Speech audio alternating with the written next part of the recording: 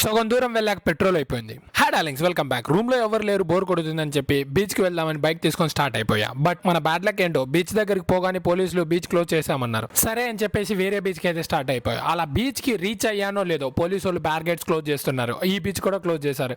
ఈ రోజు ఎలాగైనా నేనైతే బీచ్ చూడాలని ఫిక్స్ అయిపోయా. అందుకే వేరే బీచ్ కి అయితే స్టార్ట్ అయిపోయా. వచ్చేసరికి ఈ బీచ్ అయితే ఓపెన్ లో ఉంది. అమ్మయ్యా అనుకున్నా. జనాలు కూడా చాలా అంటే చాలా మంది ఉన్నారు. ఇక వెళ్ళి అలా జస్ట్ కూర్చున్నాను అంతే. వచ్చేసారు. ఇక ఏం చేయలేక అక్కడ నుంచి స్టార్ట్ అయ్యి ఒక నైట్ రైడ్ కి అయితే వెళ్ళా. కొన్ని కిలోమీటర్ ట్రావెల్ చేశాక సడన్ గా బండి అయిపోయింది. ఏమైందా అని చూస్తే పెట్రోల్ అయిపోయింది. ఈ రోజు నేను దరిద్రాన్ని జేబులో పెట్టుకొని తిరుగుతున్నట్టు అనిపించింది నాకైతే. ఈ డే మొత్తంలో ఏదైనా లక్ ఉంది అంటే అది పెట్రోల్ బంక్ 1 కిలోమీటర్ రేంజ్ లోనే ఉంది. గూగుల్ మ్యాప్స్ లో చూస్తే పెట్రోల్ బంక్ 1 కిలోమీటర్ రేంజ్ లో ఉంది. ఇక బండిని దొబ్బుకుంటూ వెళ్ళి పెట్రోల్ అయితే పట్టించేసా. పెట్రోల్ కొట్టించి రిటర్న్ లో జ్యూస్ తాగేసి ఇక స్టంట్లు చేసిన చాలని చక్కగా రూమ్ పోయి హాయిగా ఒక స్లీప్ వేసేసా. ఓకే డార్లింగ్స్, వీడియో నచ్చినట్లయితే please like, share and subscribe చేసుకోండి. ఉంటా, బాయ్.